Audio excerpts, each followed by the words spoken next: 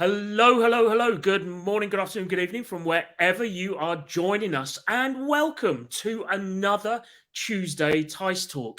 The more astute of you again will notice that my name is not Jenny Radcliffe. I believe she's off gallivanting somewhere else again today, so they've asked me back. I don't know why, but I am here nonetheless. We have got a lovely set of guests for you. We've got a brilliant show lined up. Hopefully, we've got three guests. One of them is having technical issues, but the Tice elves, goblins, orcs, whatever we like to call them, are scurrying away at the background, trying to make sure we can get all three of them on here. But we will just go with the blows. We'll see how it comes along. As usual, we have a prize for the best question, comment, or the thing that makes me laugh the most, or makes me cock my eyebrow one way or the other. So if you do have questions for us, for the panel, or the subject, pop it up in your chat. There's a chat Q&A and polls. If you can pop it in the Q&A section, then we will look for it and we will do our very best to get to your question. And I will announce a winner at random, or like I said, whatever makes me laugh the most at the end. So what are we going to be talking about today? Well, firstly, let me bring on to stage Oscar O'Connor, who is the chief storyteller at Oscar O'Connor and Company. Oscar, welcome to teissTalk. Thank you very much, Tom. It's a pleasure to be here. Indeed, and I'm sure in your role as chief storyteller, you will see all sorts of ways that us in InfoSec can do a really bad job of storytelling when it comes to education. Yes, I think that's a reasonably fair summary. Having started my career in IT, I learned from some of the greatest non-communicators ever. We seem to have invented a whole language that may not be designed to exclude people, but that is certainly the impact that it has. And we don't seem to be very keen on learning from either our own experience or from other domains. So I suppose I'm quite lucky in that as part of my background, I spent many years working in the theatre, where really good stories are told in very strange and interesting ways. And you can see the same play over a number of years by different directors with different casts, and it looks like it's a completely different story, and they get different things out of it. And when you think about what it is that we try to communicate as security professionals, is how to keep yourself safe if you're not a pro. So what do you need to know?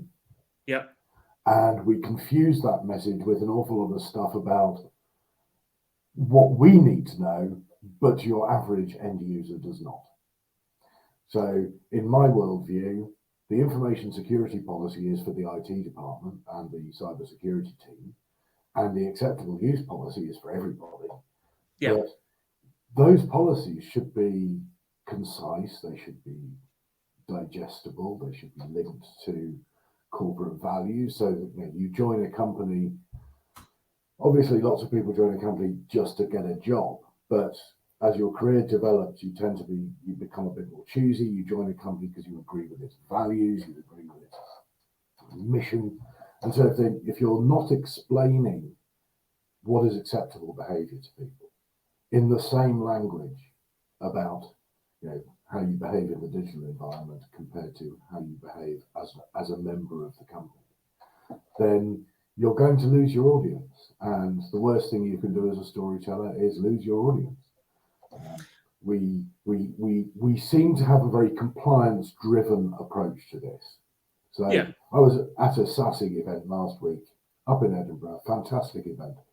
And one of the speakers was a professor at the Edinburgh University, or the business school. They were saying that on average, companies spend only 2% of their information security budget on communication, on getting the message across.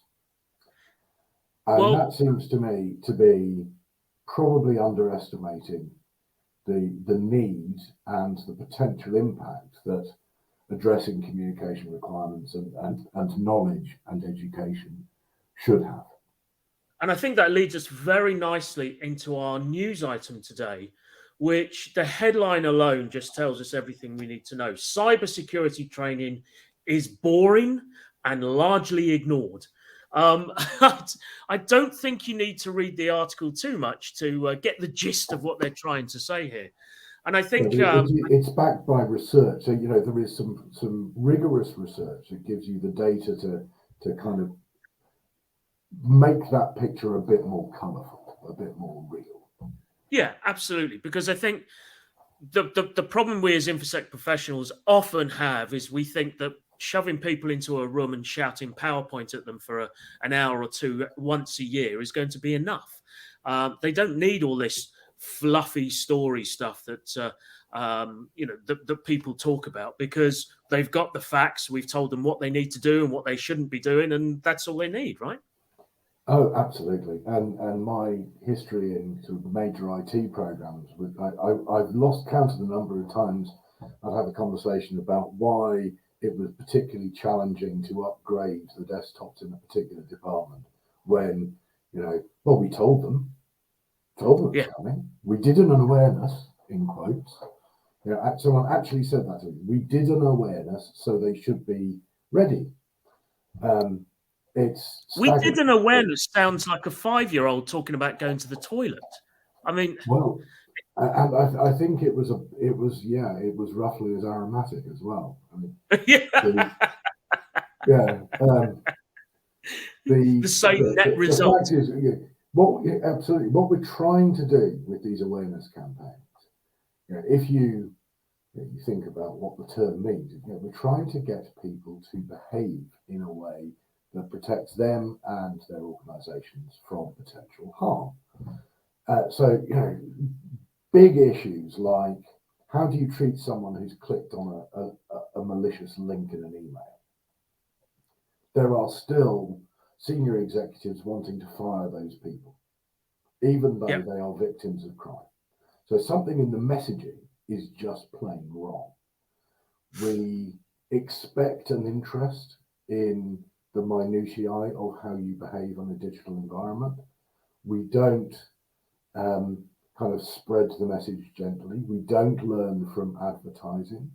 The most effective messages are short, single topic, repeated often.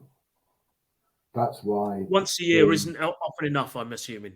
Once a year is a joke. I mean, it's a very bad joke. But that epitomizes this business of it being, being seen to do something regardless of whether we think it's effective.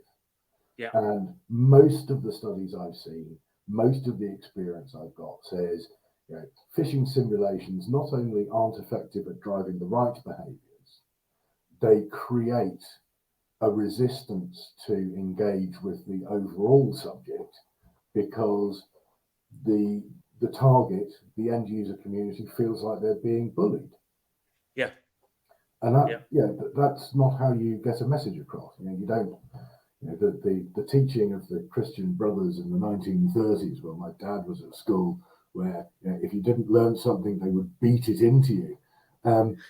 Those techniques have thankfully passed into history, and we need that explains why I'm ending up in HR so often. Probably, yes. But we have to be more engaging. We have to be more sympathetic to the fact that our audience has a day job to do, and that's what they're interested in doing. And we are coming to them asking for their help. The messaging that a lot of vendors are using at the moment around your users being your weakest link or the first line of attack, all that kind of language of violence is, I think, unhelpful.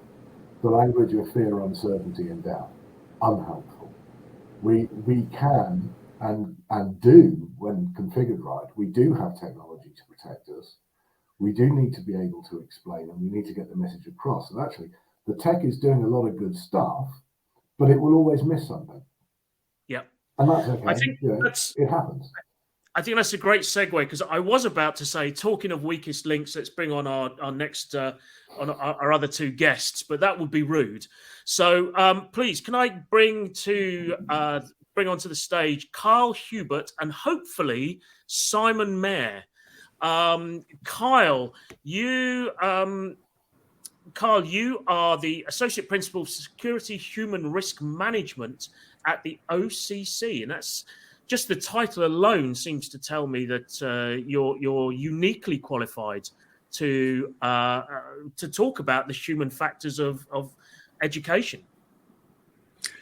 Certainly hope so. And this is something that I've been writing about for 11 years now over on Business Reporter and its predecessor, Business Technology.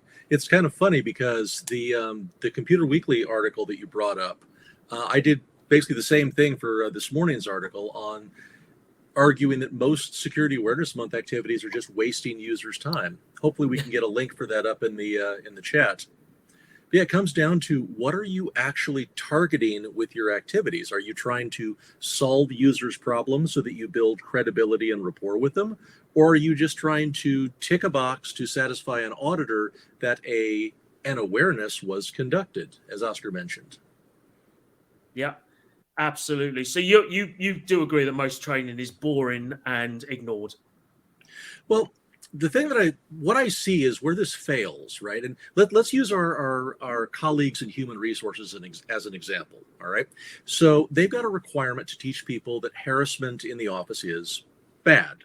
All right, no one's going to argue with that. If all they did was show people 10 minutes of PowerPoint once a year, that would do absolutely nothing to stop harassment in the office. That's because most trainers or most people that are tasked with training usually don't understand the components, right? It's really about education, training, and awareness as a synchronized campaign. Education is, what is harassment and what is our company's policy on it? Training is, how do I recognize it, and then what do I do when I see it? And awareness is reinforcing the company position on it. And this is where it tends to fail. If all we do is post the occasional news article about, say, a harassment activity that happened at another company, that doesn't teach people how we tolerate it or don't here. And to kind of misquote Pendry from the 3 Meter Zone, the rule that is not enforced is not obeyed. And so the number one source of awareness is not us, right? We arm the first line supervisor, but they're the ones that either demonstrate to the users what the company standard is, or show them that the company standard is simply an ephemeral statement of intent. If you don't have first line enforcement saying, no, Bob, you may not harass your colleague, then people are going to see the lack of a reaction and realize, oh, this is actually tolerated behavior. The exact same thing happens in security. Yeah, it's interesting that I was preparing for this. I was looking around at various different organisations and how they message in different ways. And I think one of the most surprising and really welcome findings was the website of the British Transport Police, who are amongst the biggest. You get surprised faces, but listen on. So if you take a train anywhere in the UK, while you're on the station waiting for your train, you'll notice that about every 15 minutes, there's an announcement that says, if you see something that doesn't look right, tell a member of staff or text the British Transport Police on this number. See it, say it, we'll sort it. Really crisp message. And it's repeated. And it's repeated every 15 or 20 minutes on the train journeys as well. They've recently started a new campaign internally with the British Transport Police. So they're not broadcasting this publicly, but it's endemic within internal comms on sexual harassment, which is speak up, interrupt. That's the entirety of the message. Now, it doesn't take long, and the reason I use this example is with a customer I've worked with recently, we have reframed a 40-page information security policy into 6 statements and a 20-page acceptable use policy into 6 statements, each of which aligns to the company's values. They don't go into chapter and verse because people don't like being lectured. What we need them to do is think. What is this trying to say? What does act appropriately mean when I'm using a company computer? The overarching policy for acceptable use is act appropriately. And it's not the first company I've used that kind of approach with, and it works. The last acceptable use policy took something like 2 years to get through the works councils in Europe. This went through in one meeting because it's approachable. It makes people think. It helps people to engage with the processor. If you don't know, ask. If you're not sure, ask. Yeah. Little question. So what we're now looking at doing is interweaving kind of Q&A sessions, little exercises, 5-minute exercises at the beginning of team meetings, at the beginning of town halls. So, a group of people, and then send us in the results, and each will be there'll be like a theme for the month. Okay, so if this was to happen, what would you do? If all of the computers in your office or your factory were hit with ransomware, what would you do? Answers on a postcard, send them in, we'll collate the responses, we'll publish them, and get people involved in the conversation. That kind of continual involvement and reinforcement is where is lacking in too many awareness campaigns and too many culture programs. One of the ones I heard. Oh, sorry. No, do go on. Sorry, this is killing me. How did you get that past the company lawyers? Maybe the culture is different in the UK or in the EU, but in the United States, that would give a lawyer a stroke, especially since we tend to go about almost all corporate policy with the perspective anything not expressly forbidden is by default permitted. How did you do it? Well, I suppose because we just told them that we know from experience that multi-page detailed policies in any area, but particularly in IT and security, have that effect.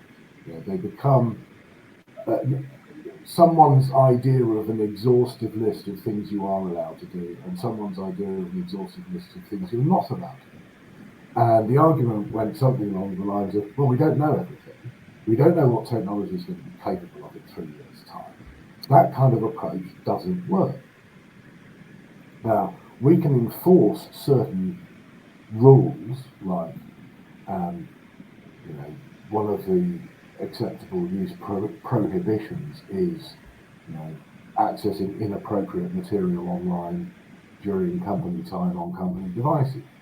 Well, what's inappropriate material? We can draw up a long list, a short list. It's actually what does the organisation consider to be inappropriate at the time? In the 1970s, sexual harassment was considered a perk of the job in many organisations. It's now not considered appropriate. Do you really have to rewrite your policies because cultural norms have shifted, or the balance of the population of the organisation has shifted?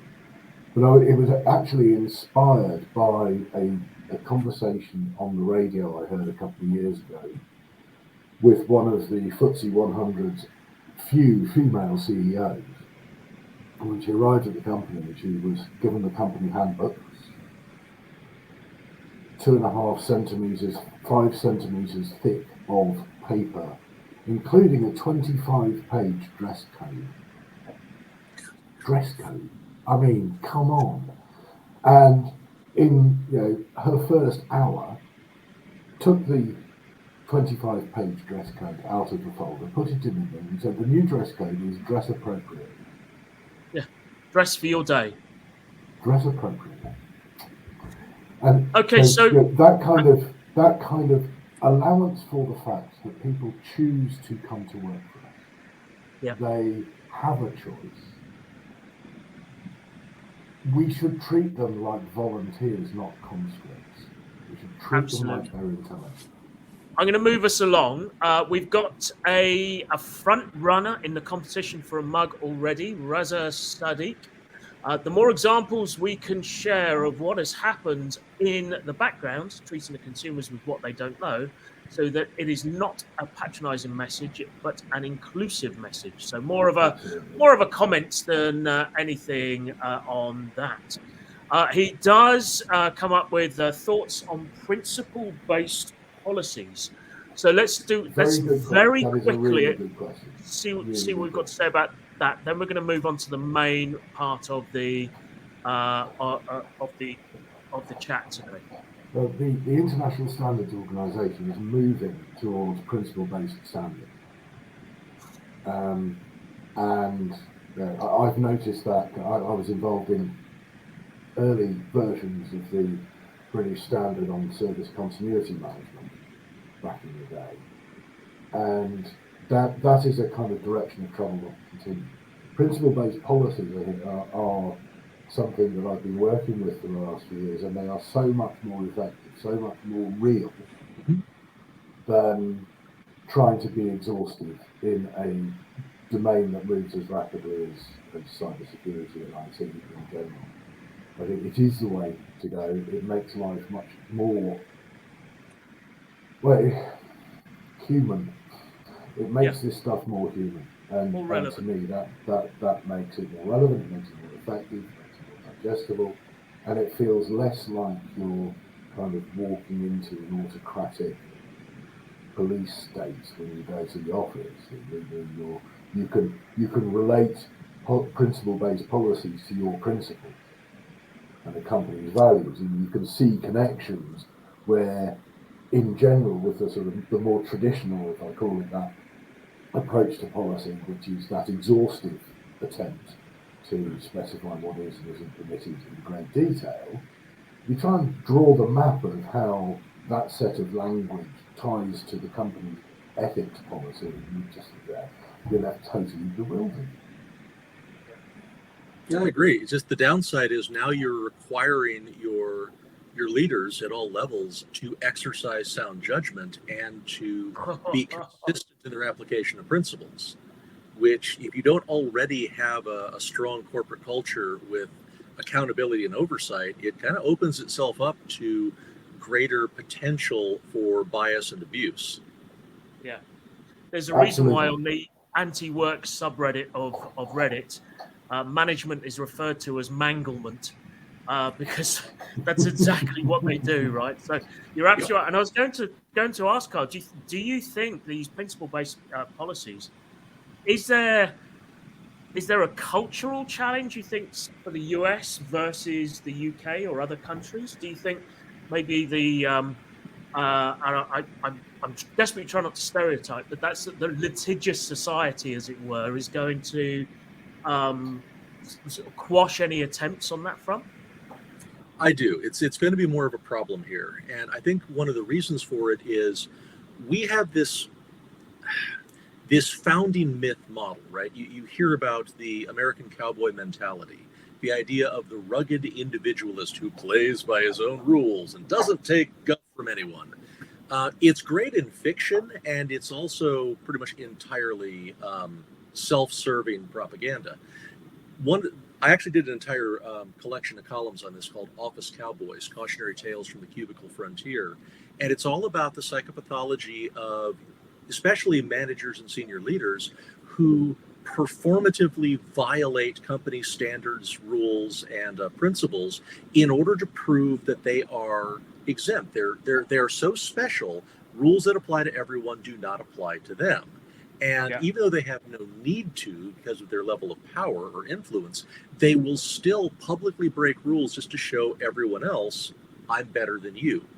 And that cultural imperative that drives that kind of psychopathology means that you are constantly going to have people pushing back against any control system, any control language that you have.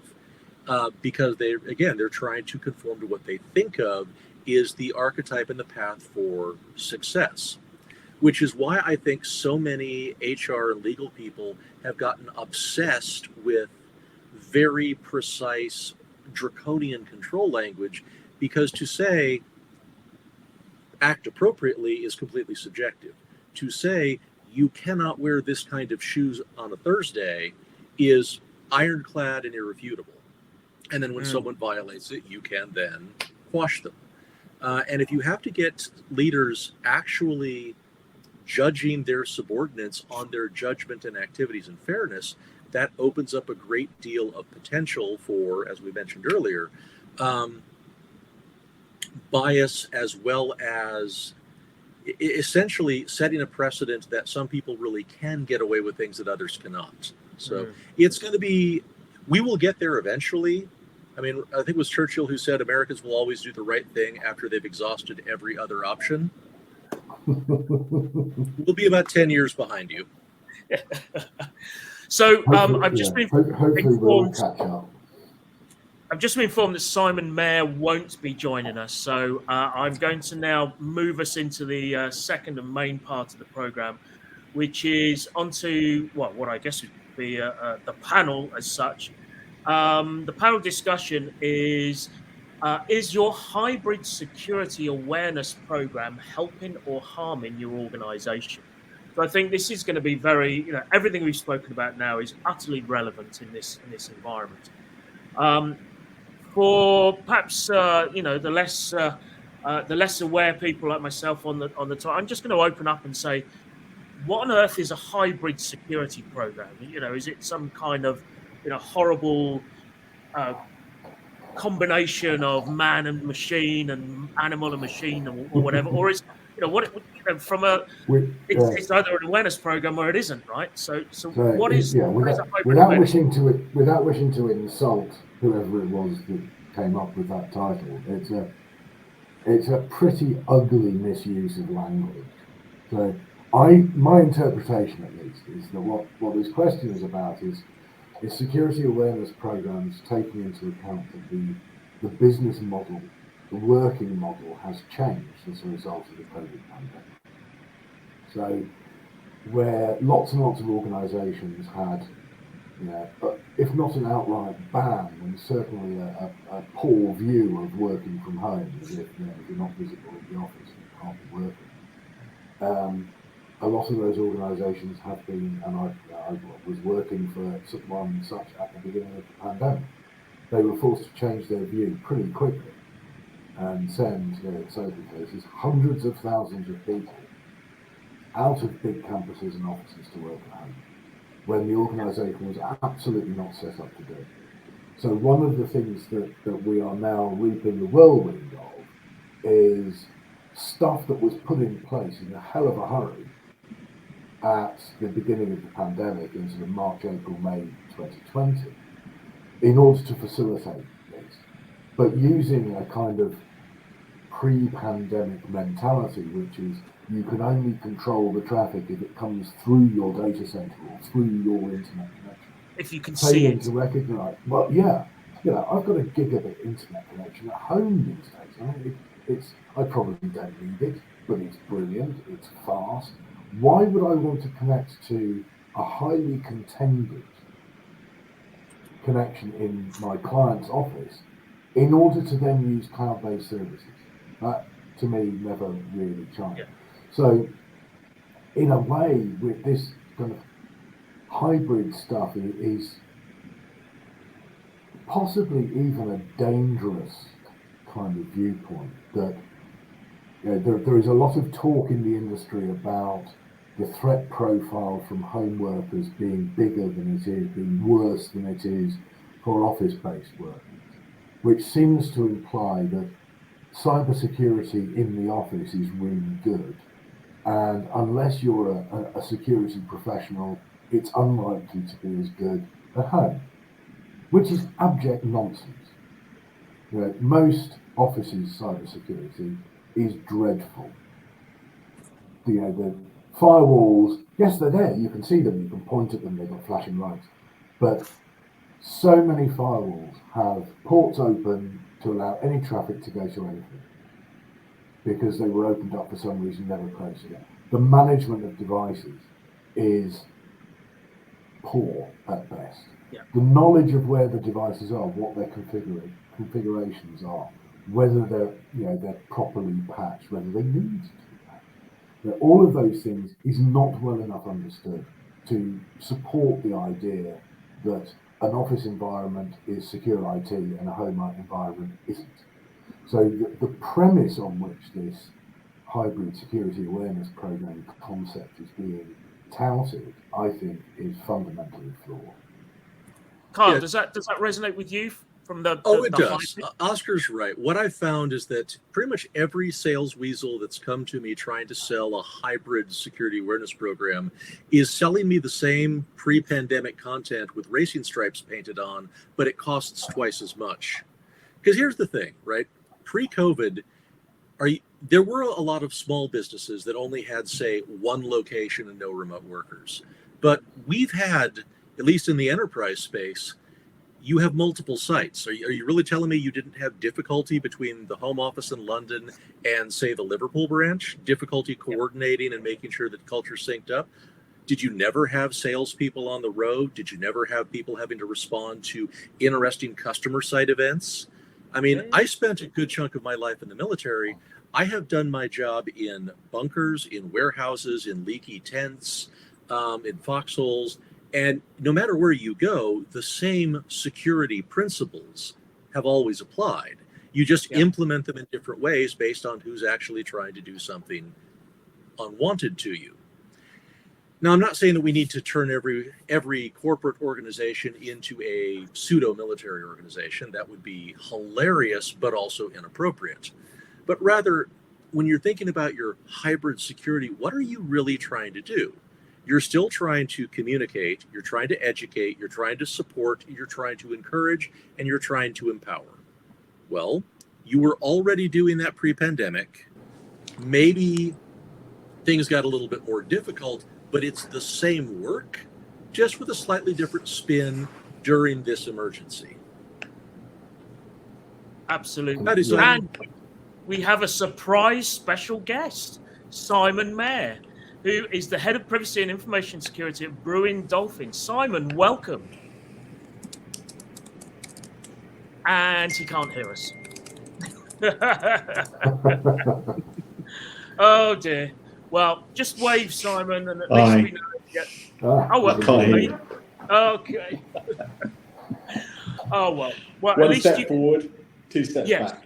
Yeah. Just play a part. You just sit there and look pretty. We'll get on with it. We'll do the heavy lifting in your absence. So the first point in the panel as well was about phishing and phishing awareness, and phishing campaigns, and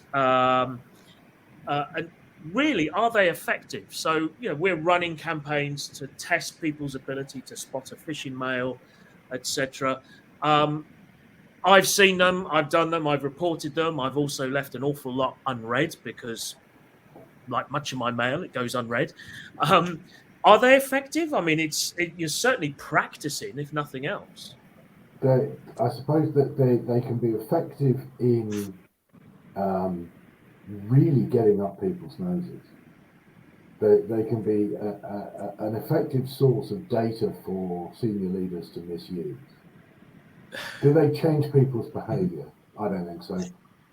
I think, and I don't believe so, because the evidence of my experience is that the very best result you're going to get is that you may get clickers down to 25% of the CPIs. Yeah.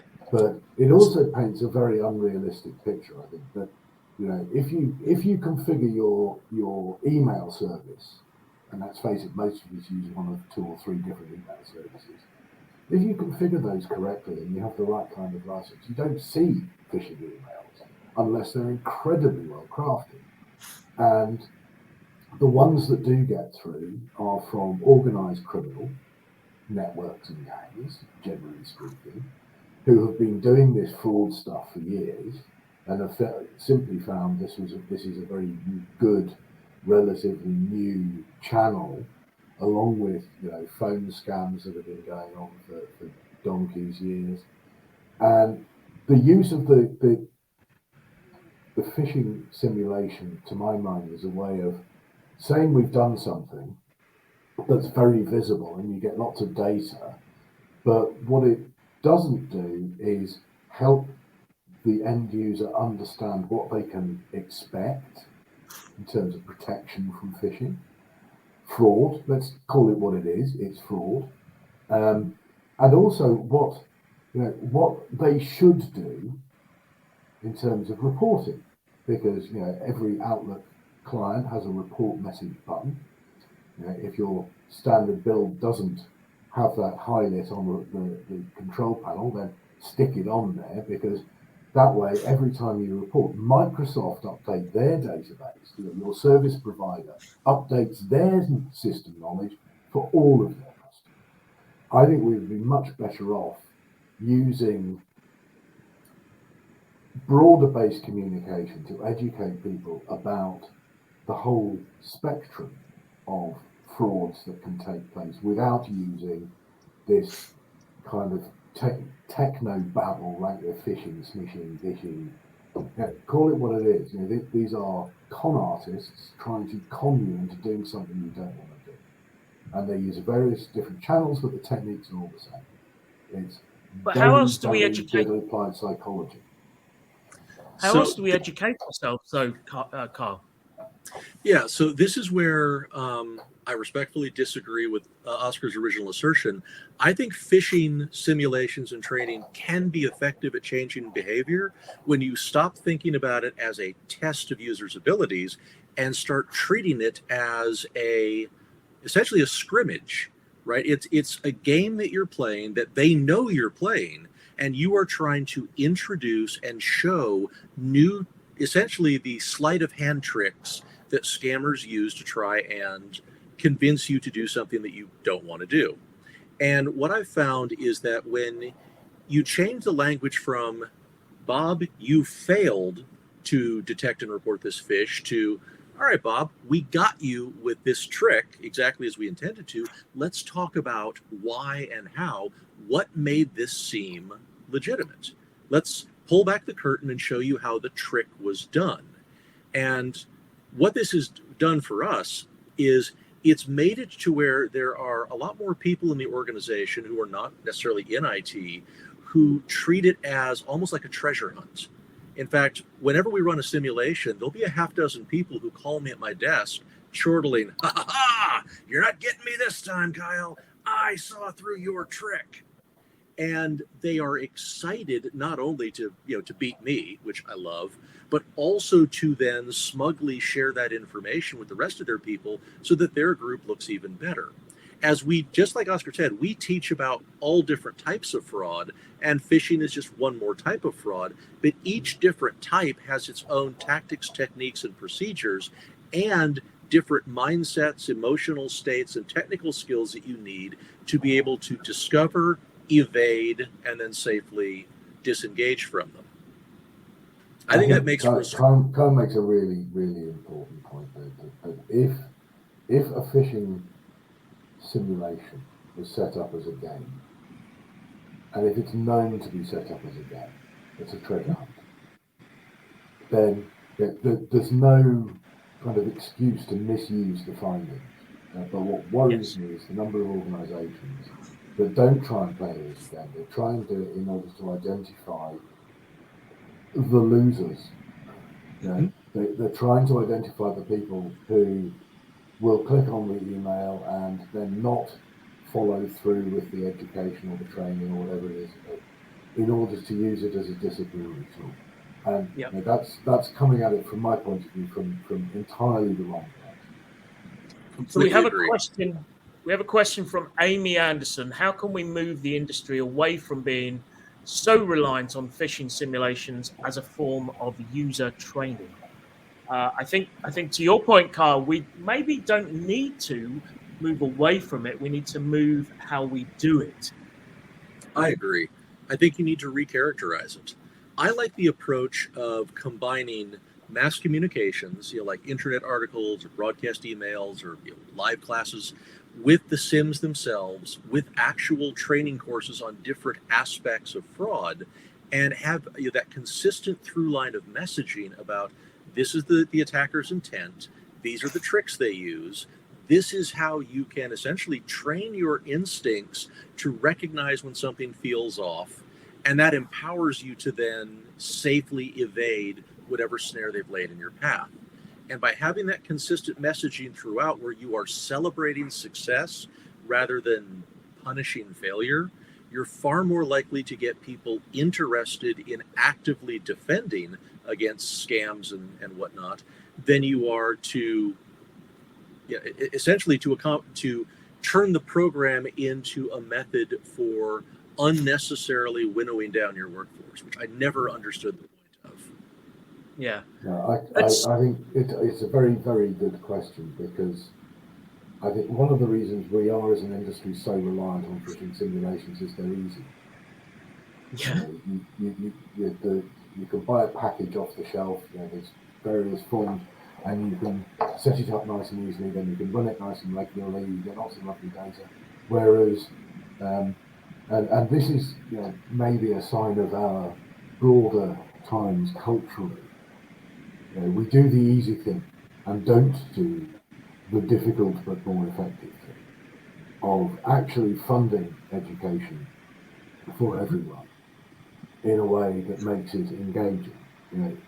How many awareness programs have you seen that either use a set of effectively boilerplate PowerPoint presentations or animated GIFs?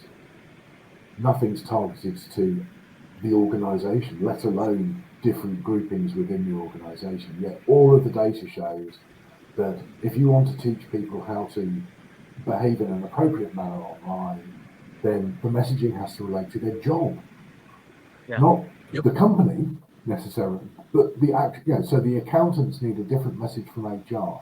They need a different message from developers. They need a different message from infrastructure engineers. Who need a different message from managers and from executives. And that takes time. It takes incredible levels of skill and understanding and education from the educators. And the production values of most communications awareness campaigns that I've ever seen have been, amateur night would be, frankly, overly complimentary. So I'm very conscious of time here. We've literally got a few minutes left. We've got so much more to talk about. We could carry on for at least another hour, I think. But Easily. I think we can summarize the next 2 points. 30 seconds each, please. Think of this as your closing comments. 30 seconds each on what do you feel, therefore, makes an effective hybrid security awareness program? Kyle, why don't you go first this time? I will. So 30 seconds, credibility.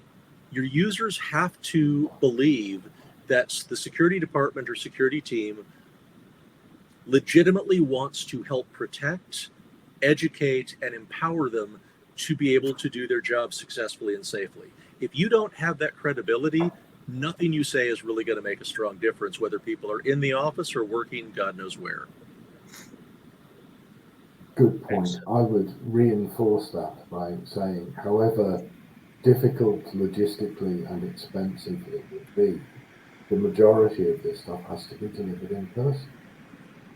It has to be, I think, it's not about telling people stuff.